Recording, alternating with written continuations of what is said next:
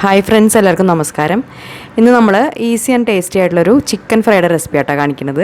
പൊറോട്ട, ചപ്പാത്തി, അതുപോലെ ചോറിൻ്റെ കൂടെ കഴിക്കാനത് നല്ല ടേസ്റ്റി ആയിട്ടുള്ള റെസിപ്പിയാണ്.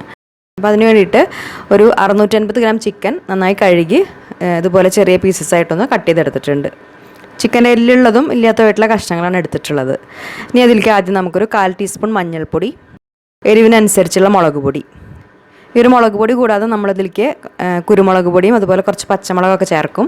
അപ്പോൾ മുളക് പൊടിയുടെ അളവ് നോക്കിയിട്ട് ചേർത്ത് കൊടുക്കുക. നമ്മളിവിടെ കാശ്മീരി മുളക് പൊടിയാണ് ചേർത്തിരിക്കുന്നത്. അതൊരു 2 ടീസ്പൂൺ വരെ ചേർത്തിട്ടുണ്ട്.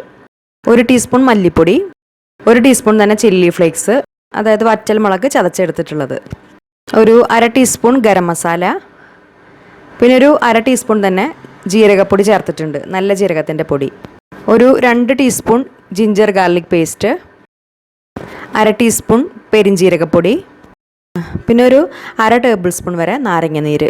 അതിന് ശേഷം പിന്നെ ആവശ്യത്തിനുള്ള ഉപ്പ് കൂടി ചേർത്ത് കൊടുത്തിട്ട് എല്ലാം കൂടിയിട്ട് നന്നായിട്ടൊന്ന് മിക്സ് ചെയ്തെടുക്കുക.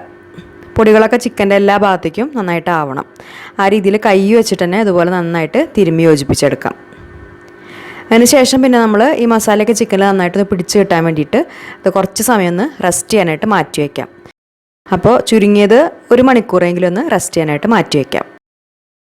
അതിനുശേഷം പിന്നെ ആ മസാലയൊക്കെ ചിക്കനിൽ നന്നായിട്ട് പിടിച്ച് കഴിഞ്ഞാൽ പിന്നെ അത് ഫ്രൈ ചെയ്യാൻ വേണ്ടിയിട്ട് കുറച്ച് വെളിച്ചെണ്ണ ഒന്ന് ചൂടാക്കാനായിട്ട് വെക്കാം. വെളിച്ചെണ്ണയിൽ ചെയ്യുമ്പോഴാണ് കൂടുതൽ ടേസ്റ്റ് ഉണ്ടാവുക.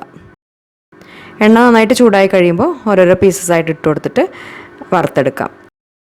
ഇത് നമ്മൾ ഡീപ്പ് ഫ്രൈ അല്ല, ഇതുപോലെ കുറച്ച് എണ്ണയിൽ തിരിച്ചും മറിച്ചൊക്കെ ഇട്ട് കൊടുത്തിട്ടൊന്ന് ഫ്രൈ ചെയ്തെടുക്കുകയാണ് ചെയ്യണത്. ഒരു 2-3 പ്രാവശ്യമൊക്കെ ആയിട്ട് വറുത്തെടുക്കാം. എല്ലാ ഭാഗവും ഇതുപോലെ നന്നായി ഫ്രൈ ആയിട്ട് നല്ലൊരു കളറായി കഴിയുമ്പോൾ എണ്ണയിൽ നിന്ന് കോരി മാറ്റാം. ബാക്കിയുള്ള ചിക്കനും ഇതുപോലെ തന്നെ വറുത്തെടുക്കുക.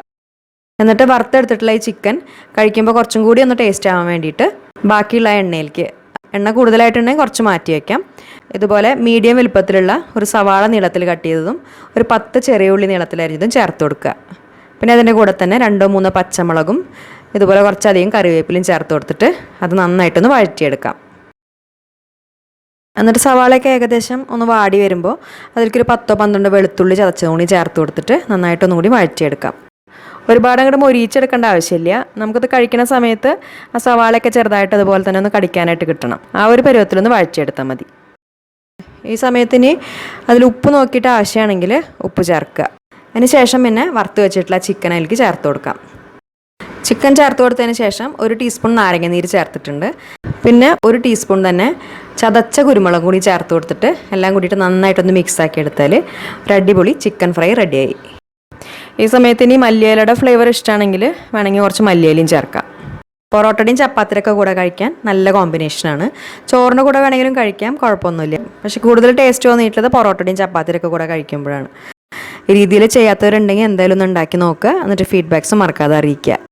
നല്ലൊരു റെസിപ്പി വീഡിയോ ആയിട്ട് ഇനി വീണ്ടും കാണാം. താങ്ക്